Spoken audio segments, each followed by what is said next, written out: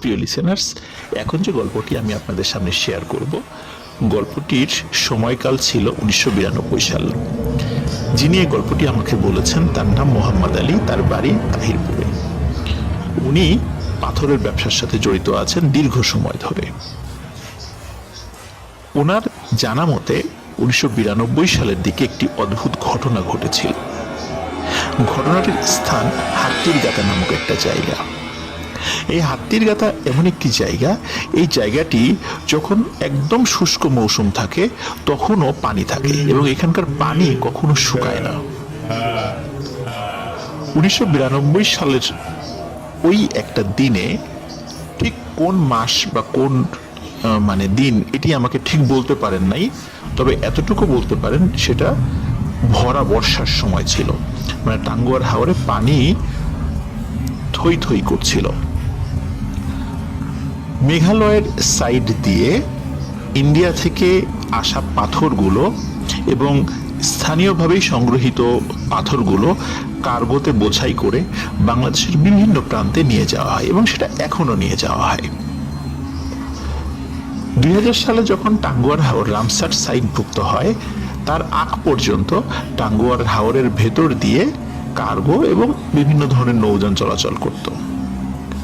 2000 সালের পর থেকে টাঙ্গুয়ার হাওর সংরক্ষণের উদ্যোগ নেওয়ার ফলে তার মধ্য দিয়ে বিভিন্ন ধরনের নৌযান, মালামাল বোঝাই নৌযানগুলো চলাচল সংরক্ষিত করে দেওয়া হয়।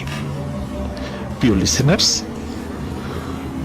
এমনই একটি ঘটনা আপনাদের সামনে শোনাবো, যেটি শুনে আসলে আমিও মুগ্ধ হয়েছিলাম, অভিভূত হয়েছিলাম। মোহাম্মদ আলী ভাই উনি জানান, 1992 সালের কোনো এক সন্ধ্যায় ভারত থেকে আনা পাথরগুলো টাঙ্গুয়ার হাওরে বোঝাই করা, টাঙ্গুয়ার হাওরের একটা প্রান্ত, এটা পূর্ব প্রান্তের একটা গ্রাম, ওখানে বোঝাই করা হয় পাথরগুলো। যখন লোড হয়ে যায় তখন কার্গোটি সিলেটের সুরমা নদীতে ওঠার জন্য টাঙ্গুয়ার হাওরের ভেতর দিয়ে চলতে থাকে। যেহেতু বর্ষাকাল ছিল, খুব শর্টকাট ওয়েতেই সুরমা নদীতে চলে যাওয়া যেত, এই জন্যই টাঙ্গুয়ার হাওরের বেশ ভেতর দিয়ে যাওয়া শুরু করলো। কিন্তু কার্গোটিকে একটু গভীর জায়গা দিয়ে যেতে হবে, কারণ আমরা জানি কার্গোতে যখন মালামাল লোড করা হয় তখন কার্গোটি একদম ডুবে যাওয়া ভাব হয়। তো কম বা অগভীর জায়গা দিয়ে গেলে মাটির সাথে ধাক্কা লাগতে পারে বা আটকে যেতে পারে, এই জন্য বেশ গভীর জায়গা দিয়ে যেতে হবে। এই জন্য ওই সময় যিনি চালাবেন আর কি, কার্গোটি চালাবেন, যিনি মাস্টার ছিলেন, তখন ওই মাস্টার সিদ্ধান্ত নেন যে উনি হাতিরগাতা ওই জায়গাটা হয়ে যাবেন। স্থানীয় কয়েকজন লোক যারা ওই কার্গোতে চাকরি করত, তারা বললো, না, হাতিরগাতা আসলে রাতের বেলা এই দিক দিয়ে যাওয়াটা ঠিক হবে না, জায়গাটা ভালো না। কিন্তু কার্গোর যিনি মাস্টার, উনি বললেন যে না, এটা কোনো বিষয় না, আমরা কতজন আছি, এরকম তো কোনো ঘটনা তো আমি কখনো শুনি নাই যে কোনো সমস্যা হয়, সুতরাং আমরা এদিক দিয়েই যাবো। আর তাছাড়া আমাদের কার্গোটা বড় এবং উঁচু, এই জায়গাটা গভীরতা বেশি, এদিক দিয়ে যাওয়াটা আমাদের জন্য ঠিক হবে, অন্য জায়গা দিয়ে গেলে কার্গোটা আটকে যেতে পারে। যাই হোক, তারা ওই দিক দিয়ে যাওয়া শুরু করে। রাত তখন প্রায় 11:30। হঠাৎ কার্গোর ইঞ্জিন বন্ধ হয়ে যায়। ইঞ্জিন বন্ধ হয়ে যায় এবং কার্গো থেমে যায়। কার্গোতে থাকা সব স্টাফরা কি কারণে ইঞ্জিন বন্ধ হলো সে বিষয়টা অনুসন্ধান করতে থাকেন, কিন্তু অদ্ভুত ব্যাপার হলো তারা অনেক চেষ্টা করেও ইঞ্জিন চালু করতে পারছিলেন না।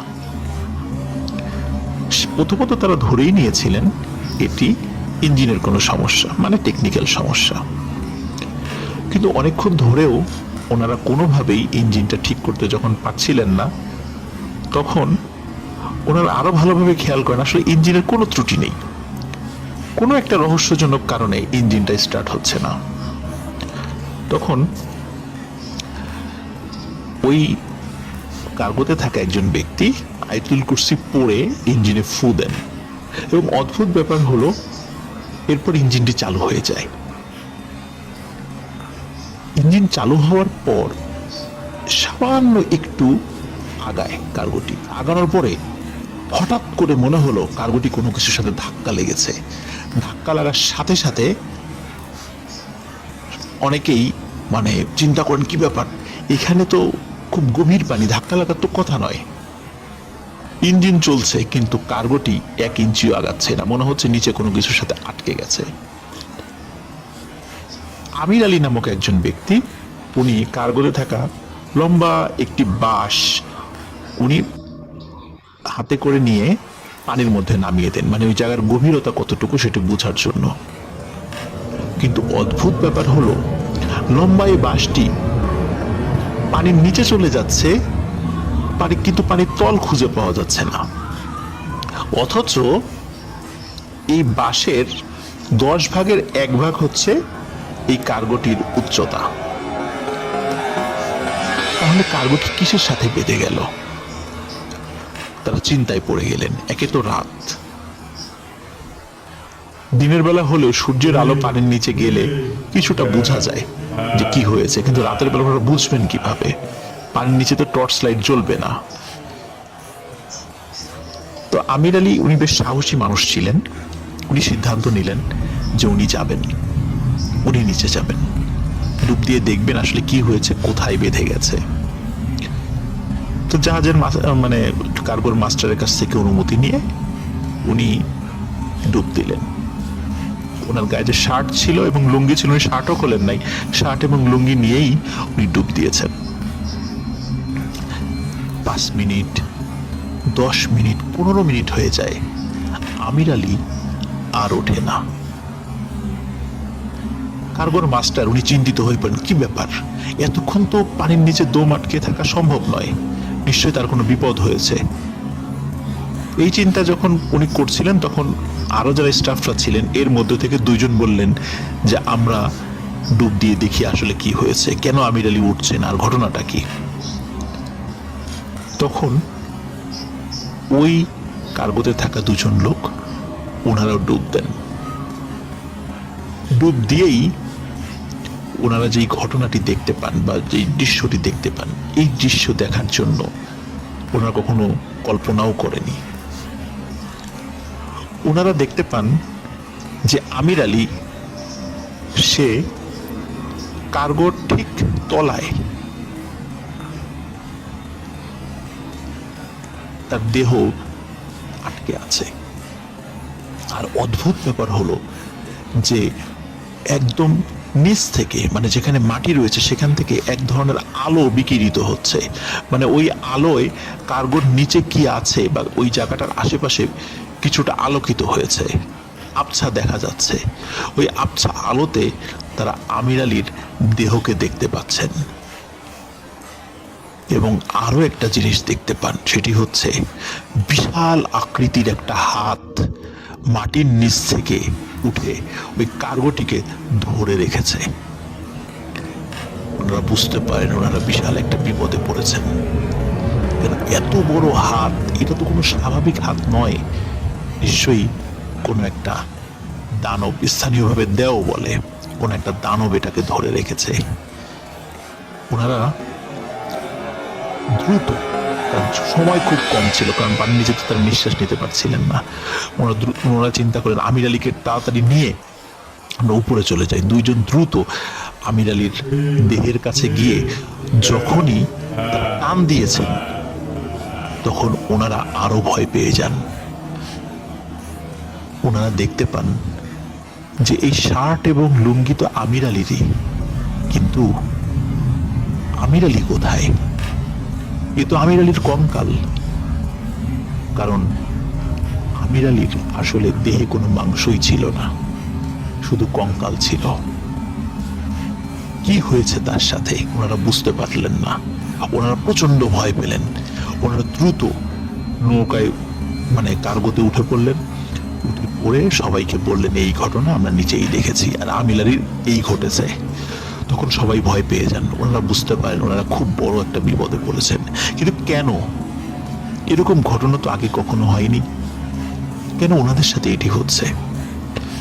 ওনারা চিন্তা করতে থাকেন। হঠাৎ খুবই বয়স্ক কিন্তু গম্ভীর একটি শব্দ ওনাদের কানে আসে, এটা সবাই শুনতে পান। সেখান থেকে বলা হয়, তোদের এই কার্গোর মধ্যে একটি পাথর রয়েছে কালো রঙের, এই পাথরটি নিচে ফেলে দে, না হলে এই কার্গো এখনই ডুবে যাবে। তখন এই একবার, শুধু একবারই এই কথাটি বলেছে, কিন্তু সবাই শুনেছে। এখন ওই কার্গোতে থাকা যে 4-5 জন ছিল তারা চিন্তা করে এত ভারী ভারী পাথর তারা কিভাবে সরাবে, এটা পানিতে ফেলে দিতে হবে, আর ফেলে দিলে এই পাথরগুলো উঠানোও যাবে না। আর এই পাথরগুলো তো বহু টাকা দিয়ে খুলনার আর একটা পার্টি কিনেছে, তো তাদেরকে কি জবাব দেবে। কিন্তু তারপরেও চিন্তা করে যে পাথর ডুবে গেলে কোনো না কোনো ব্যবস্থা তারা করবে হয়তো বা পরে, কিন্তু এখন জান তো বাঁচাতে হবে এবং কার্গোটাকেও বাঁচাতে হবে। তখন মাস্টার সিদ্ধান্ত দেন যে সব পাথর পানিতে ফেলে দিতে থাকো, দেখে কালো পাথরটা বের হয় কিনা। এভাবে 4-5 ঘন্টা ধরে অক্লান্ত পরিশ্রম করে ওই পাথর আস্তে আস্তে আস্তে আস্তে পানিতে ফেলতে থাকে। ভোরের আজানের আগে হঠাৎ অদ্ভুত একটি পাথর তারা দেখতে পান। মোহাম্মদ আলী ভাই যেটি বলেছিলেন, এই পাথরটির আকৃতি অনেকটাই মানুষের মতো ছিল, কিন্তু মানুষ না, জাস্ট ন্যাচারালি এটা মনে হচ্ছে গঠিত হয়েছে, কিন্তু আকৃতি অনেকটা মানুষের মতো হলে কিন্তু সেটা মানুষের হুবহু মানুষের মতো নয়। খুবই কুচকুচে কালো, অস্বাভাবিক রকমের কালো একটি পাথর, মানে এত কালো যে ওর উপরে আলো পড়ার সাথে সাথে মানে আলোটা রিফ্লেক্ট হচ্ছে, মানে এত কালো, মানে কাচের মতো একটি পাথর। এবং আরো অদ্ভুত ব্যাপার হলো, এই পাথরটি আকারে কিন্তু খুব বেশি বড় নয় এবং ওজন হওয়ার কথা 7 থেকে 8 কেজি তাদের অনুমান অনুযায়ী, কিন্তু একজন ব্যক্তি কোনোভাবেই ওই পাথরটি তুলতে পারছিলেন না। প্রায় 3-4 জন মিলে ওই পাথরটি উঁচু করতে সক্ষম হন, কিন্তু অদ্ভুত ব্যাপার হলো যখনই তারা পাথরটি ধরেছে তাদের শরীরে অদ্ভুত এক ধরনের শিহরণ অনুভূত হয়েছে। মনে হচ্ছে যে তাদের শরীরে হালকা বিদ্যুতের ঝলক খেলে যাচ্ছে, মানে হালকা বৈদ্যুতিক শক খেলে যেমন অনুভূত হয় ঠিক তেমনটা। কিন্তু তারপরেও 3-4 জন মিলে দ্রুত ওই পাথরটি যখনই পানিতে ফেলে দেয়, তখন হঠাৎ করে কার্গোতে একটি ঝাঁকি অনুভূত হয়। মনে হলো নিচ থেকে কোনো একটা জিনিস এই কার্গোটিকে ছেড়ে দিয়েছে, ছেড়ে দেওয়ার পরে কার্গোটিতে একটি ঝাঁকি অনুভূত হলো, এবং তারা সবাই বুঝতে পারেন এখন মনে হচ্ছে কার্গোটি মানে হালকা ঢেউয়ে দুলছে বা একটু নড়াচড়া করছে। তখন তারা বুঝতে পারেন আসলে নিচে যে ভয়ঙ্কর হাতটি ছিল, এই হাতটি ওই কার্গোকে ছেড়ে দিয়েছে। এরপরে ইঞ্জিন স্টার্ট দিয়ে দ্রুত ওই জায়গা থেকে বের হয়ে তারা রূপনগর নামক একটা জায়গায় কাছে চলে আসেন, এবং তারা ওই সময় খুলনাতে যাননি। রূপনগর নামক ওই জায়গার কাছে এসে কার্গোটি মানে ওই বাজারের কাছে, ওইখানে একটা বাজার রয়েছে, ওই বাজারের কাছে এসে কার্গোটি সাইড করা হয় এবং তারা নেমে, তখন ফজরের আজানও দিয়ে দিয়েছে, কিছু লোকজন মসজিদে আসা শুরু করেছে, তাদেরকে এই ঘটনাটি খুলে বলেন। তখন তারা বলেন যে তোমরা তো খুব বড় বাঁচা বেঁচে গেছো, কারণ ওই হাতির গাথা নামক একটা জায়গায় অদ্ভুত কিছু ঘটনা রয়েছে এবং অনেকেই সেই ঘটনার সাক্ষী। সেখানে স্থানীয় ভাষায় ওই জায়গাটিতে নাকি দেও রয়েছে, দেও মানে দানব রয়েছে। কখনো কখনো মানে কোনো ধরনের অঘটন তারা ঘটান। এবং আর একটা অদ্ভুত ব্যাপার যেটি আমরা ওখানে গিয়ে জেনেছিলাম, সেটি হচ্ছে যে ওই জায়গাটিতে অদ্ভুত নাকি একটি সাপ রয়েছে। সেই সাপটি অনেক বড়, কোনো কোনো মানুষ এখনো সেই সাপটিকে দেখেন। এই সাপটির মাথা নাকি হুবহু সাপের মতো নয়, আবার মানুষের মতো নয়, ঠিক মাঝামাঝি এক ধরনের অদ্ভুত টাইপের একটি মাথা, কিন্তু ওই সাপটি নাকি কাউকে ক্ষতি করে না, এখন পর্যন্ত কাউকে ক্ষতি করেনি। এরকম ওই হাতির গাথা নামক জায়গায় কিছু অদ্ভুত ও রহস্যজনক বিষয় প্রচলিত আছে। কিন্তু আমির আলীর দেহটা পরদিন সকালে সেখান থেকে উদ্ধার করা হয় এবং সত্যি তার শরীরে কোনো মাংস ছিল না। কিন্তু মুহূর্তের মধ্যে কিভাবে একটা মানুষ কঙ্কাল হয়ে যেতে পারে, এটি খুবই রহস্যাবৃত একটি বিষয়। টাঙ্গুয়ার হাওরের হাতির গাতা জায়গাটিতে আমরা গিয়েছিলাম, অনেক গভীর। প্রিয় লিসেনার্স, আপনারাও চাইলে সেই জায়গাটিতে যেতে পারেন, কিন্তু একটি কথা বলে রাখি, প্রত্যেকটি ঘটনা সংগ্রহ করতে আমাদের অনেক কষ্ট করতে হয়েছে। কারণ হচ্ছে স্থানীয়ভাবে কেউ কোনো ঘটনা বলতে চায় না, অনেক রিকোয়েস্ট করে তাদের মুখ থেকে ঘটনাটা বের করতে হয়েছে। আশা করি ঘটনাটি সবার ভালো লেগেছে। আরেকটি বিষয় বলে রাখি যে এই কার্গোটি যখন দিনের বেলা সবাই পরখ করতে যান, কার্গোটি যখন ডুব দিয়ে নিচে দেখার চেষ্টা করেন এবং সত্যি দেখেন নিচে এমন শক্ত কিছু ওইটাকে ধরে রেখেছিল যে কার্গোর নিচে মানে দাগ হয়ে আছে, যে জায়গাটিতে 5 আঙ্গুলের, মানে ঠিক যেমন আমরা কোথাও যদি কাউকে আঘাত করি, মুখে আঘাত করলে 5 আঙ্গুলের ছাপ পড়ে যায় মুখে, ঠিক তেমনি এই 5 আঙ্গুল দিয়ে যে কার্গোর নিচে চেপে ধরে রেখেছিল, কয়েকটা জায়গায় এরকম স্পাতটা বসে গেছে। তার মানে ওখানে খুব প্রেসার ক্রিয়েট করা হয়েছিল। প্রিয় লিসেনার্স, আশা করি সবার ঘটনাটি ভালো লেগেছে। সবাই ভালো থাকবেন, সুস্থ থাকবেন। কিন্তু একটি কথা, কি ছিল সেই পাথর আজও জানতে পারিনি। কেনই বা ওই পাথরটার জন্য এমনটি হয়েছিল? কোথা থেকে এসেছিল পাথর, কোথায় গেল? পানির নিচেও কিন্তু পরবর্তীতে কেউ ডুব দিয়ে ওই পাথরটি উদ্ধার করার সাহস করেনি। ভালো থাকবেন।